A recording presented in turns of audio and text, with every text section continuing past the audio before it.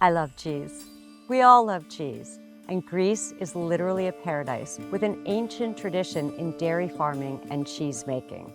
Given the country's mountainous terrain, local milk production is largely focused on sheep and goat milk, preserving flavors and methods that have been developed over centuries. Let's explore the vast tradition of certified Greek dairy products and discover some of the most exciting cheeses.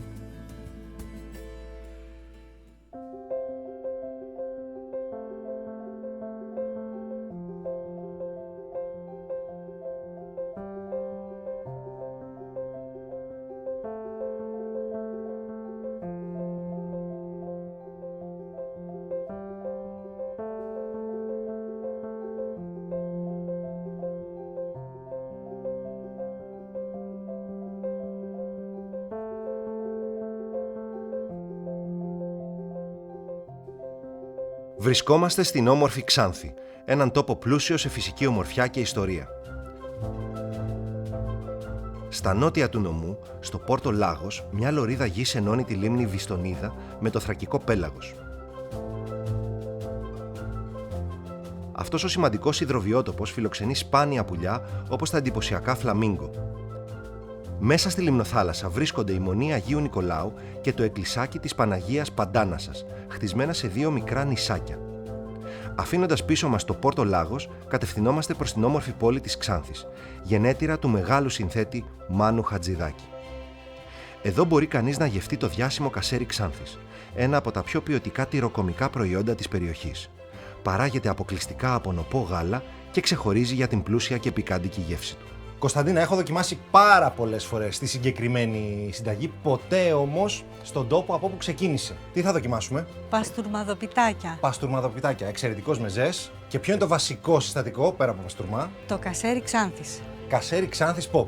Τι υλικά θα χρειαστούμε? Το πρώτο υλικό παστούρμας, το κασέρι pop Ξάνθης, ντομάτα μόνο την ψυχά, πιπέρι και ένα σπράδι αυγού.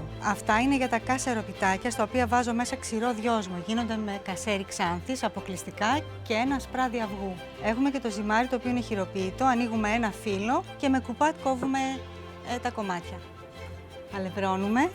Έχουμε το ζυμάρι μας έτοιμο. Πόση ώρα το έχουμε ξεκουράσει περίπου? Μισή ώρα θέλει ξεκούραση. Αν το ξεκουράσουμε μια ώρα είναι ακόμη καλύτερα. Εντάξει, δεν είμαστε στην κουζίνα του σπιτιού σου που έχει συνηθίσει με όλες τις ανέσεις, αλλά βρισκόμαστε σε μια εξαιρετική τοποθεσία, ένα φανταστικό κτίριο. Είμαστε σε ένα κτίριο που το έκτισε ο Χαμδί Μπέι, ο οποίος ήταν ένας πολύ σπουδαίος άνθρωπος και παράγοντας της Ξάνθης. Είμαστε στο ιδανικό πάχος. Είμαστε μια χαρά. Πώς συνεχίζουμε? Με κουπάτ κόβουμε. Και τώρα τα γεμίζουμε. Χοντροκομμένο παστούρμα. Χοντροκομμένο παστούρμα. 200 με 250 βάζουμε κασέρι Ξάνθης. Συνεχίζουμε με ντομάτα. Συνεχίζουμε με ντομάτα. Τώρα εγώ δοκιμάζω λίγο από το κασέρι. Βεβαίως, να δοκιμάσετε. Κασέρι κάνουμε σε πάρα πολλές περιοχές της Ελλάδας, αλλά της Ξάνθης νομίζω είναι το πιο ιδιαίτερο και το πιο πικάντικο και το πιο έντονο σε γεύση. Το κασέρι Ξάνθης υπερέχει σε γεύση, γιατί η πρώτη ύλη είναι εξαίρετη. Γίνεται από 95% πλήρες πρόβιο γάλα και 5% γίδινο. Να πω ότι όταν το τρως στην αρχή η γεύση του είναι υπόξιμη. Σου δίνει την αίσθηση τη βουτυράτη με αρώματα. Μετά η γεύση του γίνεται γλυκιά. Και στο τέλος η επίγευση είναι πικάντικη. Το τρως σκέτο, στη σαλάτα επάνω, στις πίτες, στα μαγειρευτά, στα ζυμαρικά. Βάλαμε τα πάντα. Ναι. Τα τυλίγουμε μισοφέγγαρο, τα βρέχουμε στην άκρη και τα πιέζουμε με το πιρούνι. Ετοιμαζόμαστε να τηγανίσουμε. Κασεροπιτάκια με δυόσμο και κασεροπιτάκια με παστούρμα. Πάντα με κασέρι Ξάνθης.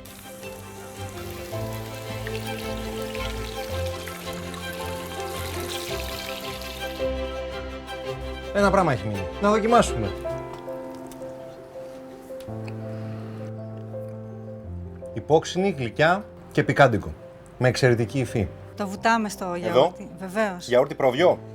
Ό,τι θέλει ο Τη καθένας. δροσιά του. Έχω φάει πολλές φορές και πολλά κασεροπιτάκια, παστούρμαδοπιτάκια. Την αυθεντική συνταγή στον τόπο τους, από αυθεντική μαγείρισα που τα κάνει τόσα χρόνια, πρώτη φορά. Ευχαριστώ πάρα πολύ. Και εγώ σας ευχαριστώ Ευχαριστώ, πολύ. Κωνσταντίνα. Και εγώ ευχαριστώ. Μείνετε μαζί μας και ανακαλύψτε τον επόμενο προορισμό μας.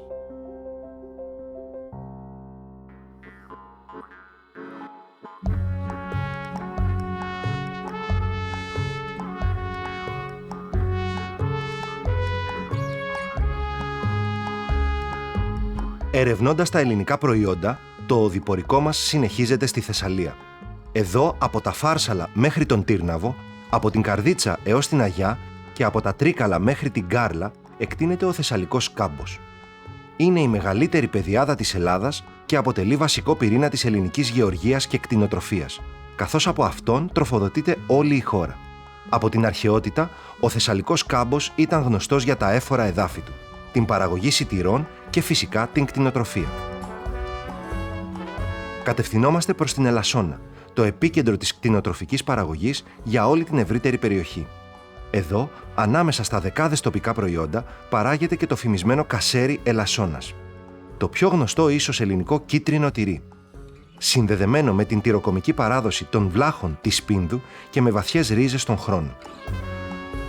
Πάμε να δούμε πώς θα φτιάξουμε μια παραδοσιακή συνταγή με αυτό το υπέροχο τυρί. Χρήστο, τι κάνεις? Γεια σου Σωτήρη, καλά είμαι. Πού βρισκόμαστε και ποιος είναι αυτός? Βρισκόμαστε στους πρόποδους του Ολύμπου. Αυτός είναι ο Μπακόγκ. Είμαστε στην Ελασσόνα. Τι θα φτιάξουμε, τι θα μας μάθεις σήμερα? Ένα τηγανόψωμο με κασέρι Ελασσόνας, το οποίο είναι pop προϊόν. Ωραία, πάμε να ξεκινήσουμε. Λοιπόν, εδώ είναι το κασέρι Ελασσόνας. Εδώ έχουμε το λαδάκι που θα χρησιμοποιήσουμε. Εδώ έχουμε τη μαγιά μας με προζύμι, λίγο αλάτι, τη ζάχαρη. Το αλεύρι μας είναι σκληρό, κοσκινισμένο. Το νερό και το λάδι που θα χρησιμοποιήσουμε στο τηγάνισμα. Τηγανόψωμο, παραδοσιακή συνταγή της περιοχής. Παραδοσιακή συνταγή, το φτιάχνει η γιαγιά μου. Ωραία, πάμε να ξεκινήσουμε. Θα ξεκινήσουμε πρώτα να βάλουμε το νερό που έχουμε χλιαρό σε 30 με 40 βαθμούς. Θα προσθέσουμε τη μαγιά που έχουμε με προζύμι. Ανακατεύουμε τη μαγιά για να ενεργοποιηθεί, προσθέτοντας και λίγο ζάχαρη, 2 πρέζες. Και το αφήνουμε στην άκρη για 1 λεπτό λίγο να ενεργοποιηθεί. Προχωράμε με το αλεύρι το κοσκινισμένο. Προσθέτουμε το αλάτι, 2 πρέζες. Ανακατεύουμε ελαφρώς, φτιάχνοντας μία γούβα στο αλευράκι μας. Και τώρα που έχουμε τη μαγιά έτοιμη, ρίχνουμε όλη την ποσότητα του υγρού στοιχείου και ανακατεύουμε με το χέρι μας να πάει παντού. Πώς πρέπει να είναι το τελικό ζυμάρι? Αυτή είναι λοιπόν η μορφή που πρέπει να έχει ζύμη μας, να κολλάει λίγο στα χέρια μας. Εδώ, σε αυτή τη φάση, θα την αφήσουμε να ξεκουραστεί. Αφού έχουμε ξεκουράσει τη ζύμη μας για 1 ώρα περίπου, βάζουμε λίγο αλευράκι κάτω. Θα μεριδοποιήσουμε τη ζύμη μας γύρω στα 100 γραμμάρια το κάθε τηγανόψωμο και θα ξεκινήσουμε να τα ανοίγουμε πρώτα με το χέρι μας, να τους δώσουμε μία μορφή κυκλική. Το κασέρι Ελασσόνας το προσθέτουμε τώρα σε αυτή τη μορφή, γύρω στα 50 γραμμάρια εσωτερικά. Αφού έχουμε προσθέσει το κασέρι Ελασσόνας, κατά αυτόν τον τρόπο, κλείνοντας τις άκρες προς τα μέσα, εγκλωβίζουμε το κασέρι μέσα στη ζύμη. Για να μην βγει. Για να μην Εγώ βγει. να δοκιμάσω. Να δοκιμάσεις το κασέρι Ελασσόνας. Ωραίο κασέρι, νόστιμο.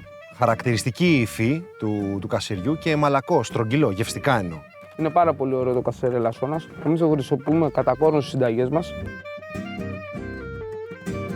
Χρήστο, ποιες είναι οι προϋποθέσεις για να μπορεί ένα τυρί να ονομαστεί κασέρι Ελασσόνας? Το κασέρι Ελασσόνας, για να γίνει pop, τα ζώα που προέρχεται το γάλα πρέπει να είναι ελευθέρας βοσκής, να βόσκουν στα δικά μας βοσκοτόπια εδώ πέρα και πρέπει τουλάχιστον η ελάχιστη ορίμανσή του να είναι οι 3 μήνες. Συνεχίζουμε, συνταγή. Αφού το έχουμε ανοίξει καλά, κάνουμε μία τρύπα στην μέση, έχουμε ανάψει το λάδι μας, σκουπίζουμε λίγο το τηγανόψωμο και το τοποθετούμε για να αρχίσει το τηγάνισμα. Θέλουμε το λάδι να καλύπτει το τηγανόψωμο.